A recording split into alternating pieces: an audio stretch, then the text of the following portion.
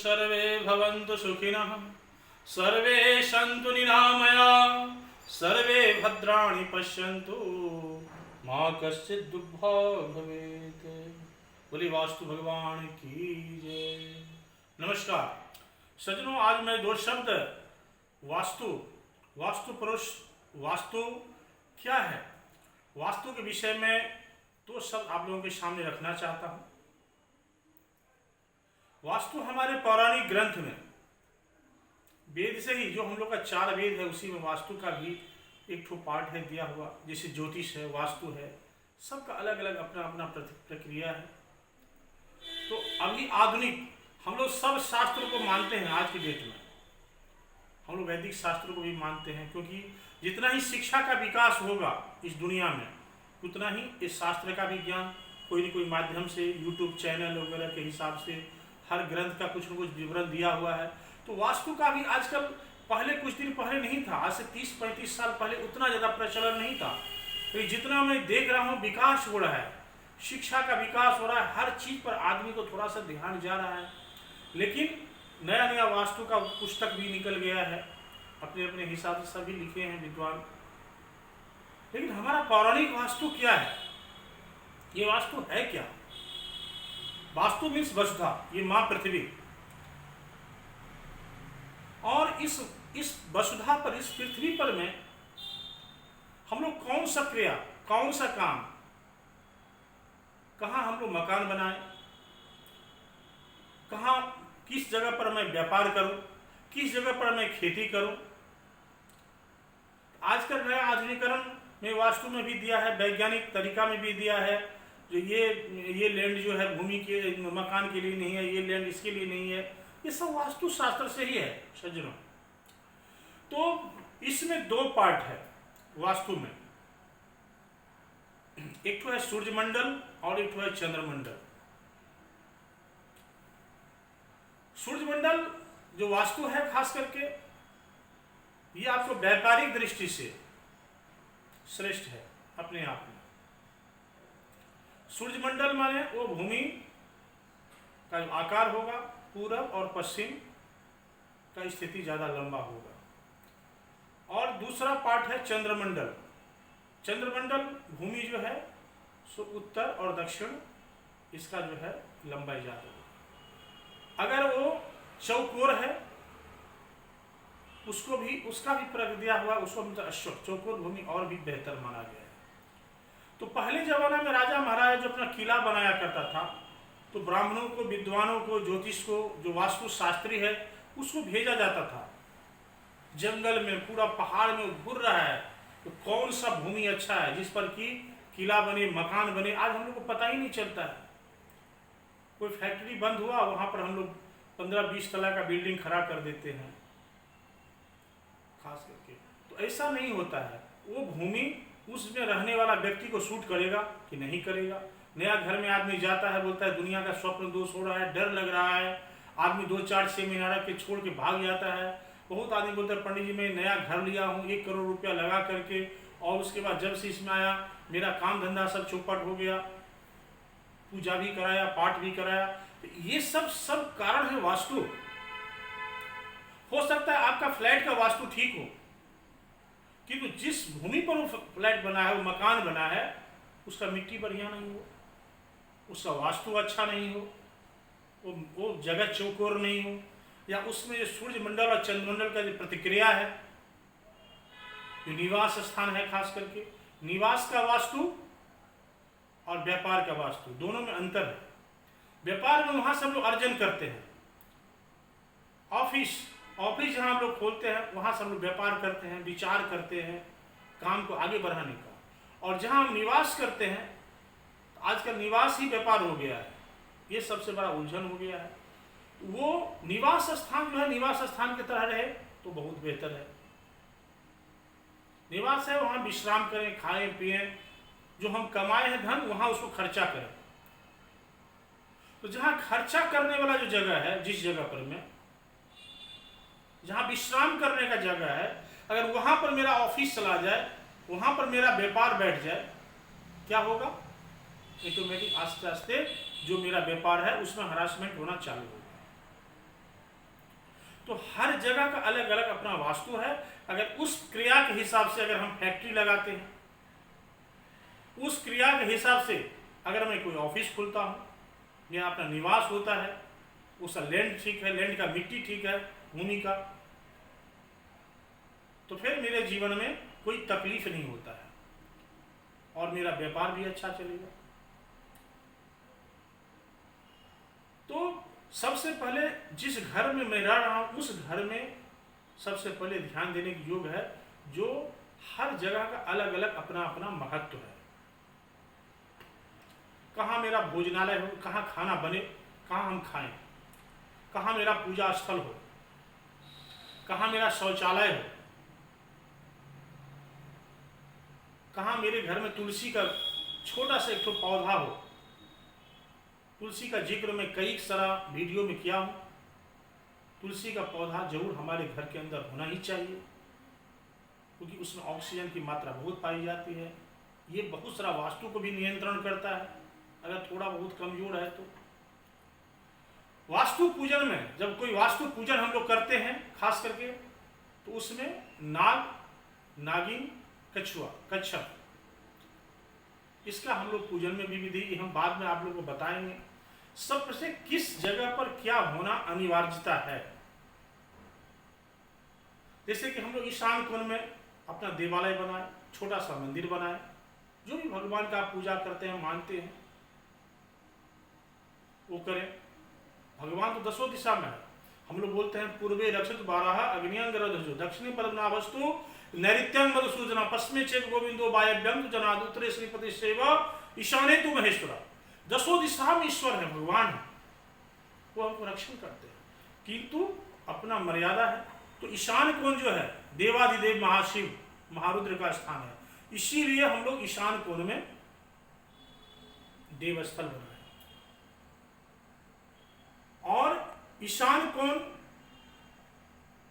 और पूर्व का जो है मध्यांतर जगह, अगर वहां पर मेरा गेट होता है, मेन प्रधान द्वार होता है, सूर्य का प्रकाश डायरेक्ट मेरे घर में प्रवेश करता है, तो ये मेरा वास्तु अगर अंदर में थोड़ा भी विपरीत हो तो उसको अच्छा करता है। इसलिए पूर्व दिशा में अगर मेरा गेट हो तो उसको हम लोग श्रेष्ठ मानते हैं, प्रधान गेट। या सीधा उत्तर दिशा में भी हो,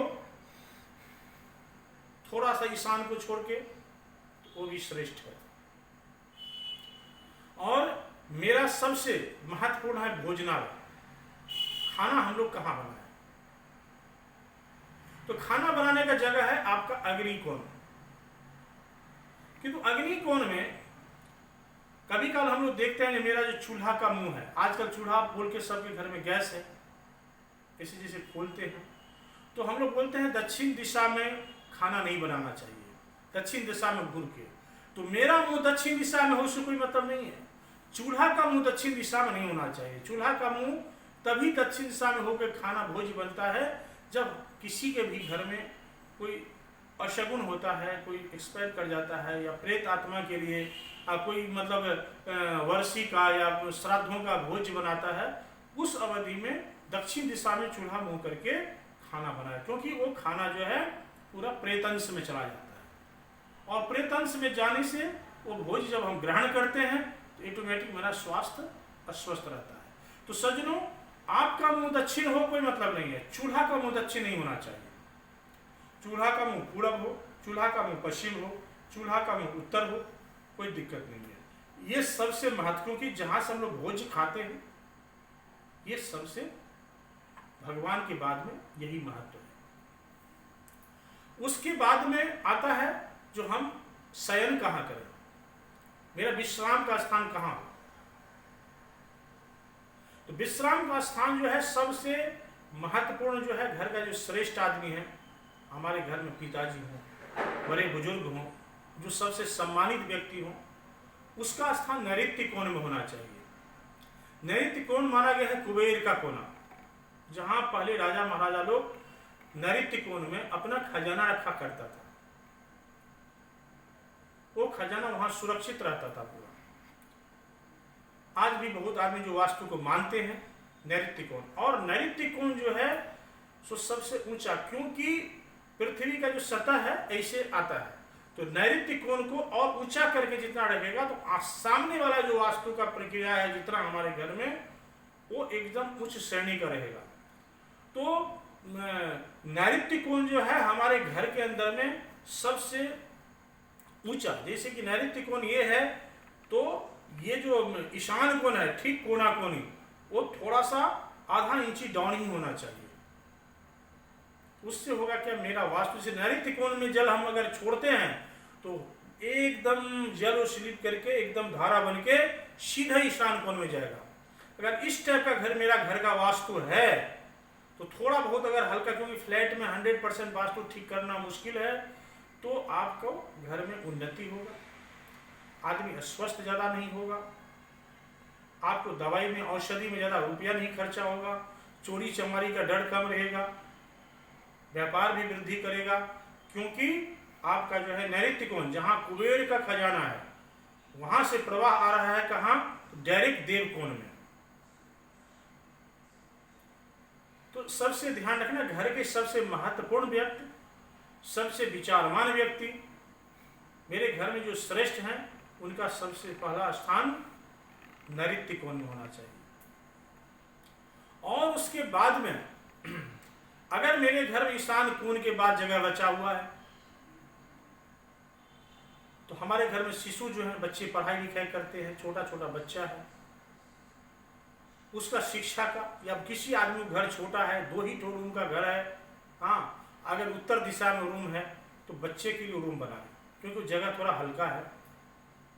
और ईशान कोण का प्रवाह और पूर्व का प्रवाह, ये पूर्ण रूप से उस घर पर दृष्टिगोचर होता है, तो हमारा बच्चा जो पढ़ाई लिखाई करता है, भगवान सूर्य की कृपा दृष्टि बरसती है, उसका ब्रेन मस्तिष्क पूरा एक्टिव होता है और उसका पढ़ाई लिखाई अच्छा होगा। और पूर्व दिशा में होकर पढ़ाई करे तो बहुत ही बेहतर होगा।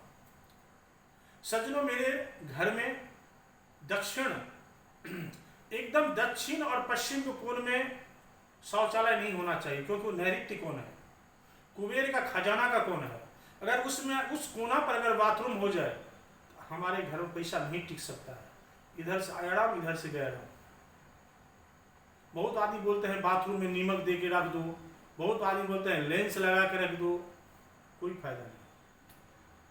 ये सब बात करने की बात है, इससे लाभ आपको नहीं होगा। बहुत आदमी के घर में अग्नि कोण में अगर गेट हो गया तो बोलता है तांबा का तार लगा दो, कोई फायदा नहीं होने वाला है, उसको भी बोलते हैं वास्तु भंग। हर का अलग अलग प्रतिक्रिया है, अपना अपना कार्य। तो सज्जनों, मैं यही बताना चाहता हूं, जो शयन कक्ष और शौचालय, शौचालय आप दक्षिण दिशा में भी कर सकते हैं और पश्चिम में भी, सीधा पश्चिम में नहीं, थोड़ा सा वायव्य, थोड़ा सा वायव्य पकड़ के अगर शौचालय बनाते हैं तो श्रेष्ठ है। और अगर ईशान कोण में अगर मेरे यहाँ तालाब हो, कूप हो, चाहे कल घर में जो पानी का जो टंकी होता है उस टाइप का कोई व्यवस्था हो, जलाशय, तो उसको भी श्रेष्ठ माना गया है। घर का जो हम लोग कलर करते हैं, जितना संभव हो लाइट, जितना लाइट कलर रहेगा, श्वेत वर्णांग समुद्रष्टा कौशल रत्नाता, श्वेत वर्ण के ऊपर में डायरेक्ट लक्ष्मी की दृष्टि पड़ती है, माता लक्ष्मी की दृष्टि। तो जितना हमारा घर में लाइट कलर होगा उतना ही माँ लक्ष्मी की दृष्टि पड़ेगी हमारे घर पर।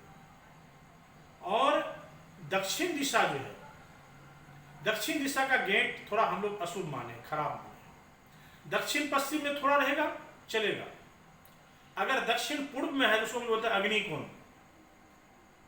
आज मैं चारों कोण को ही पकड़ के चलता हूँ। ये वास्तुशास्त्र तो बहुत बड़ा है, इसके विषय में मैं 2-3 वीडियो में पूरा बताऊंगा, तब भी खत्म नहीं होगा, तो मैं सूक्ष्म रूप में थोड़ा बता देता हूँ। ये अग्नि कोण जो है, अग्नि कोण में अगर मेरा गेट हो गया तो मेरे घर का जो सबसे श्रेष्ठ आदमी है उनका नाश होना निश्चित है, उनका अस्वस्थ होना निश्चित है, उनको कोई बचा नहीं सकता। उस स्थिति में अगर अग्नि कोण में गेट हो तो पंचमुखी बालाजी का एक तो छोटा सा फोटो या मूर्ति जरूर गेट में लगाएं। दक्षिण दिशा का मालिक जो है हनुमान जी हैं और उनका रक्षण बहुत ही महत्वपूर्ण है हमारे लिए, और एकदम सदैव हमारी रक्षा करें कि कोई तांबा का तार या ये वो लगाने से कोई फायदा नहीं होने वाला है। उसके बावजूद भी या भगवान गरुड़ पर बैठे हुए हैं, गरुड़ ध्वज भगवान जो है वो अग्निकोण के मालिक है। पूर्वे रक्षित बारह अग्नियां गरुड़ ध्वजो, गरुड़ ध्वज माने गरुड़ पर जो विराजमान है भगवान नारायण, भगवान गरुड़ का स्थान अग्निकोण है, उनको विराजमान कर सकते हैं, या तो पंचमुखी बालाजी का भी वहां विराजमान कर सकते हैं।